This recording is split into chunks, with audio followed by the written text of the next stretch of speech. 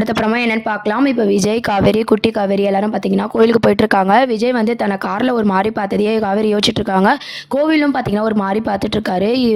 இவர் பார்க்க டீசெண்டாக தானே இருக்காரு. இவர் ஏன் நம்மளே பார்க்குறாரு? அதுவும் இல்லாமல் இவர் வந்து கனவுல வேற எதுக்கு வரணும்? ஒன்றுமே எனக்கு புரியலையே அப்படின்னு சொல்லி சாமிக்கிட்டேயே கேட்குறாங்க. இந்த மாதிரி எனக்கு என்னை சுற்றி என்ன நடக்குதுன்னே தெரியலப்பா, நீ தான் பார்த்துக்கணும் அப்படின்ற மாதிரி சொல்கிறாங்க. காவேரி சாமி கும்பிட்றத வந்து விஜய் வந்து பார்க்குறாரு. அதையும் காவேரி பார்த்துடுறாங்க. அதுக்கப்புறம் விஜய் சாமி கிட்ட சொல்கிறாங்க, இதுமாதிரி பழசெல்லாம் ஞாபகம் வந்து காவேரியும் நான் குழந்தை எல்லாரும் வந்து சந்தோஷமாக வாழணும் அப்படின்ற மாதிரி வேண்டிக்கிறாரு. கோவிலில் வந்து பெல் அடிக்குது. அதுக்கப்புறம் காவேரி விஜயும் மாறி மாறி பார்த்துக்கிறாங்க. அதுக்கப்புறம் வீட்டுக்கு போய் ட்ராப் பண்ணிவிட்டு கிளம்பலாம் அப்படின்னு சொல்லிட்டு காவேரியை விட்டுட்டு இது பண்ணுறாங்க. அதுக்குள்ளே சாரதா என்ன பண்ணுறாங்கன்னா, இந்த சந்தோஷத்தை எல்லாருக்கிட்டையும் ஷேர் பண்ணணும் அப்படின்னு சொல்லிட்டு நிவின், யமுனா, கங்கா எல்லாருக்கும் கால் பண்ணி கான்ஃபரன்ஸ் போட்டு இந்த மாதிரி மாப்பிள்ளை வந்தாருன்னா எந்த மாப்பிள்ளை அப்படின்ற மாதிரி கேட்குறாங்க. அதாண்டி காவேரி புருஷன் தம்பி, அந்த தம்பி வந்தார், எனக்கு ரொம்ப சந்தோஷமாக இருக்குது. விஜய் தம்பி வந்தார், அது மட்டும் இல்லாமல் என் பேத்தியை நான் பார்த்தேன், என் வீட்டுக்கு தான் என் பேத்தி வந்தா அப்படின்ற மாதிரி ரொம்ப சந்தோஷமாக சாரதா வந்து சொல்லிட்டு இருக்கும்போது கங்கா, நம்ம நிவின் யாருமே நம்ப முடியல. எல்லாரும் அதிர்ச்சியில் நிற்கிறாங்க. என்னத்த சொல்கிறீங்க, விஜய் வந்துட்டாரா, விஜய் நல்லா இருக்காரா, உயிரோட தான் இருக்காரா அப்படின்ற மாதிரி எல்லாரும் ஷாக் ஆகுறாங்க. அது மட்டும் இல்லாமல் குழந்தை எப்படிமா இருக்குது அப்படின்னும் போது பார்க்க அப்படியே குட்டி காவேரி மாதிரி இருக்குடி அப்படின்ற மாதிரி ரொம்ப சந்தோஷமாக குழந்தைய பற்றியும் விஜய் பற்றியும் சொல்கிறாங்க. உடனே நிவினும் நம்ம கங்கா, யமுனா எல்லாரும் என்ன யோசிக்கிறாங்கன்னா, நம்ம போய் கண்டிப்பாக விஜய் பார்க்கணும், குழந்தைய பார்க்கணும், நாங்கள் முதல்ல கிளம்பி வரோம் அப்படின்ற மாதிரிலாம் அவங்க பேசிகிட்டு இருக்காங்க. இப்போ நீ வந்தீங்கன்னா தப்பாயிடும், காவேரி கேட்பாள் அப்படின்னு கேட்கும்போது, அவள் கேட்கட்டும்மா, நாங்கள் சமாளிச்சுக்கிறோம், உன் குமரன் மாப்பிள்ளையே வராங்களா அப்படின்னு சொல்லி கேட்கும்போது, இல்லைம்மா அவருக்கு ஒரு வேலை இருக்குது, நான் மட்டும் வரேன் அப்படின்ற மாதிரி எல்லாரும் கிளம்பி வர மாதிரி சீன்ஸ் தான் கொண்டு வர போகிறாங்க. அதுக்கப்புறம் டாக்டர்கிட்ட போய் கன்சல்ட் பண்ணுறாரு விஜய் வந்து, இந்த மாதிரி காவேரிக்கு படஸ்லாம் ஞாபகம் மறந்து போச்சு, என்ன பண்ணணும்னு கேட்கும்போது டாக்டர் என்ன சொல்கிறாருன்னா, அவங்களுக்கு இதுக்கு முன்னாடி என்னெல்லாம் நடந்துச்சோ அதெல்லாம் ஞாபகம் வர மாதிரி திருப்பி அதை மறுபடியும் பண்ணிட்டு இருங்க, கண்டிப்பாக அவங்க வந்து ஞாபகம் வந்துடும், ஃபஸ்ட்டை விட இப்போ கொஞ்சம் பெட்டராக தான் இருக்காங்க அப்படின்ற மாதிரி டாக்டர் சொல்கிறாங்க. உடனே விஜய் வந்து காவேரி விஜய் சேர்ந்து வாழும்போது என்னென்னலாம் நம்ம விஜய் பண்ணாரோ காவேரிக்காக எல்லாத்தையும் ஃபர்ஸ்ட்லேருந்து வந்து விஜய் பண்ணுற மாதிரியான சீன்ஸ் தான் இதுக்கப்புறம் அப்கமிங் ப்ரோமோவாக கொண்டு வர போகிறாங்க. இப்போதைக்கு பார்த்தீங்கன்னா காரில் விட்டுட்டு காவேரியை போயிட்டோன்னே காவேரி அம்மா வந்து என்ன தம்பி போயிடுச்சா அப்படின்னு கேட்கும்போது, என்னம்மா மாப்பிள்ளை போன மாதிரியே பேசிகிட்டு இருக்க அப்படின்ற மாதிரி காவேரி கேட்குறாங்க. இல்லடி, நாளைக்கு உன் தங்கச்சியும் அக்கா நிவின் மாப்பிள்ளை எல்லாரும் வராங்க, குழந்தைய கூட்டு வர சொல்லலான்னு பார்த்தா அதுக்குள்ளே தம்பி கிளம்பிடுச்சு அப்படின்ற மாதிரி கேட்கும்போது, அவங்க எதுக்குமா வராங்க இப்போது, அதுவும் இல்லாமல் இந்த குழந்தை ஏமா அவங்க பார்க்கணும், நீ ரொம்ப ஓவராக போயிட்டு இருக்கமா, நீ பண்ணுறதே எனக்கு ஏதோ சரியாக புரியல, அவர் என்னன்னா என்னை குறுக்குறுன்னு காரில் பார்த்துட்ருக்காரு அப்படின்ற மாதிரி சொல்லும்போது, பொண்டாட்டியை பார்க்காம யாரை பார்ப்பாங்க அப்படின்ற மாதிரி சாரதா நினச்சி சிரிச்சுக்கிறாங்க. அதுக்கப்புறம் பார்த்தீங்கன்னா அவங்களெல்லாம் எதுக்கு வராங்கன்னு கேட்கும்போது, இல்லடி சும்மா தான் வராங்கன்னு சொல்லி சாரதா சமாளிச்சுறாங்க. எப்படின்னா விஜய் மாப்பிள்ளைக்கு ஃபோன் பண்ணி நம்ம பேத்தியை வந்து கூட்டிகிட்டு வர சொல்லணும் அப்படின்ற மாதிரி சாரதா யோசிச்சு, அதுக்கப்புறம் பார்த்தீங்கன்னா காவேரி கொடியே ஸ்கூலுக்கு போய் பேத்தியும் பார்த்துட்டு விஜயை பார்த்துட்டு இந்த மாதிரி நிவின் எல்லாரும் வராங்க, அதனால் பேத்தியை பார்க்கணும், கொஞ்சம் கூப்பிட்டு வரீங்களான்னு கேட்கும்போது, உங்கள் பேத்தி நான் வந்து ஸ்கூல் முடிஞ்சதோ கூப்பிட்டு வரேன் அப்படின்ற மாதிரி விஜய் சொல்கிறாங்க. இந்த சீன்ஸ் எதுவுமே வந்து நம்ம காவேரிக்கு எதுவும் புரியாதனால அவங்க வந்து அப்படியே ஷாக்காக பார்த்துட்டு இருக்காங்க. ஏன் எல்லாரும் வந்து இவ்வளோ இம்பார்ட்டன்ஸ் கொடுக்குறாங்க, நம்மளுக்கு தெரியலையே, நம்மளை சுற்றி என்ன நடக்குது, இவரும் நம்மளை ஒரு மாதிரி பார்க்குறாங்க, நம்ம குடும்பத்து ஆளுங்களும் ஏன் இவருக்கு இவ்வளோ இம்பார்ட்டன்ஸ் கொடுக்குறாங்க அப்படின்னு சொல்லி காவேரி வந்து யோசிக்க ஆரம்பிக்கிறாங்க. காவேரிக்கு எல்லாமே ஞாபகம் வர மாதிரி இதுக்கப்புறம் விஜய் பண்ண போகிறாரு. இதுதான் இருக்கிறதுல ஒரு ஹைலைட் சீனு. இப்போ வந்து விஜய்க்கு எல்லா உண்மையும் தெரிஞ்சிருச்சு, காவேரி ஃபேமிலிக்கும் எல்லா உண்மையும் தெரிஞ்சிருச்சு. இப்போ தாத்தாவும் பார்த்தீங்கன்னா காவேரியை பார்த்து பேசணும், இதுக்கு வந்து பிராச்சித்தமாக அவங்க 2 பேரும் சேர்ந்து வாழணும் அப்படின்னு சொல்லி தாத்தாவும் விஜய் கிட்ட கேட்குறாரு, நான் காவேரியை பார்க்கட்டுமான்ட்டு. இப்போ நீங்கள் பார்த்தாலும் காவேரிக்கு ஞாபகம் இருக்காது தாத்தா, நானே டைம் வரும்போது சொல்கிறேன், நீங்கள் பண்ண வரைக்கும் போதும், நீங்கள் அமைதியாக இருந்தாலே போதும் அப்படின்ற மாதிரி விஜய் சொல்கிறாரு.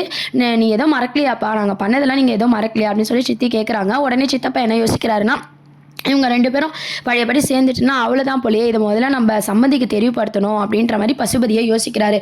பசுபதிக்கு தெரிவுபடுத்தினா அவர் பார்த்துக்க போகிறாரு அப்படின்ற மாதிரி அவர் ஒரு பக்கம் யோசிக்கிறாரு.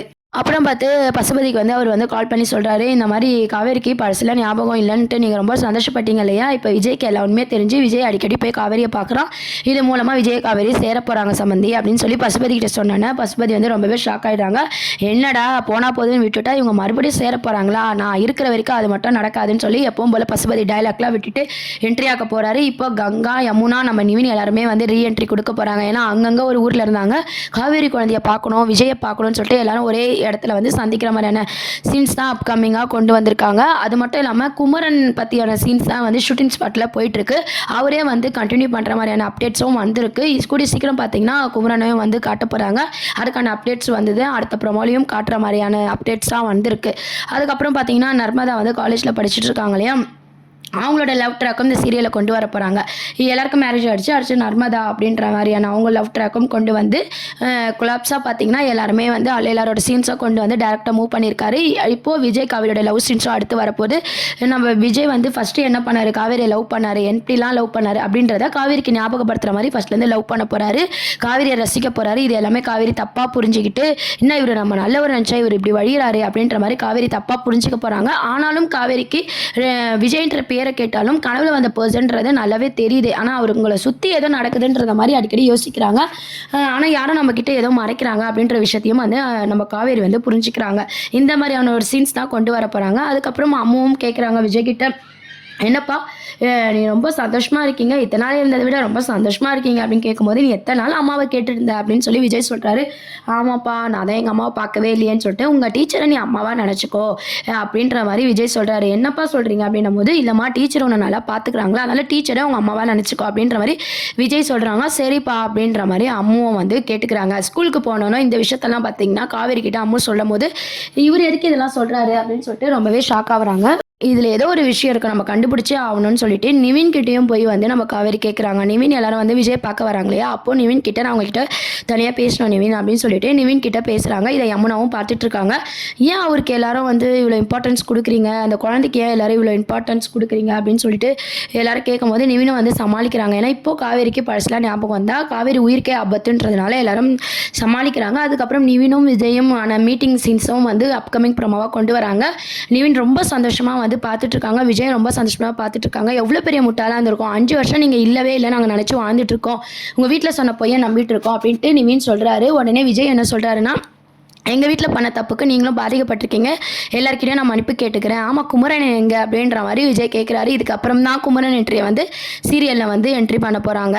ஏன்னா ரொம்ப நாள் அவர் வந்து பிக் பாக்ஸ் போயிட்டு இருந்ததுனால பார்த்தீங்கன்னா குமரன் வந்து சீன்ஸ்லேயே வந்து காட்டாமல் இருந்தாங்க இல்லையா, இதுக்கப்புறம் வந்து குமரன் வந்து ரீஎன்ட்ரி கொடுக்க போகிறாரு. இதுவும் ஒரு அப்கமிங் ப்ரோமோவாக தான் கொண்டு வராங்க. இப்போ நிவின், விஜய், குமரன் 3 பேரை சேர்ந்து தான் பசுபதி ரீஎன்ட்ரி ஆக போகிறாரு இல்லையா வில்லன் கேரக்டருக்கு.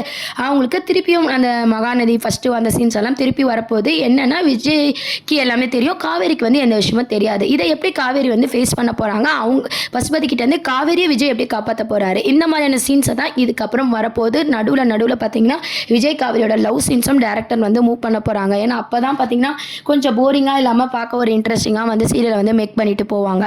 அதுக்கப்புறம் அம்மாவும் பார்த்தீங்கன்னா காவேரி கிட்ட ரொம்ப க்ளோஸ் ஆகிடுறாங்க. நம்ம காவேரியும் அம்முக்கிட்ட ரொம்ப க்ளோஸ் ஆகிடுறாங்க. 2 பேரும் சந்தோஷமாக இருக்கிறத பார்த்து விஜய் தூரமாக வந்து ரசிச்சுட்டு இருக்காரு. இப்படியே பார்த்தீங்கன்னா காவேரிக்கு பழசெல்லாம் ஞாபகம் வந்து நம்ம கூட சேர்ந்து வாழணும் அப்படின்னு சொல்லி விஜய் ரொம்பவே ஆசைப்படுறாரு. விஜய் மட்டும் கிடையாது, நிவின், நம்ம சாரதா, யமுனா எல்லாரும் வந்து ஆசைப்படுறாங்க. அதுக்கப்புறம் அவங்க வந்து கலெக்டருக்கு படிச்சிருக்காங்க, அந்த சீன்ஸ் எல்லாம் கொஞ்சம் காட்டியிருக்காங்க. நர்மதா வர மாதிரி காட்டுறாங்க. இந்த மாதிரியான சீன்ஸ் தான் இதுக்கப்புறம் அப்கமிங் ப்ரோமோவாக காட்டிகிட்டு இருக்க போகிறாங்க. இதை பற்றிலாம் நீங்கள் என்ன நினைக்கிறீங்க அப்படின்றத கீழே கமெண்ட் செக்ஷன் சொல்லுங்கள். சேனலையும் மறக்காமல் சப்ஸ்கிரைப் பண்ணுங்கள் ஃப்ரெண்ட்ஸ். தேங்க்யூ.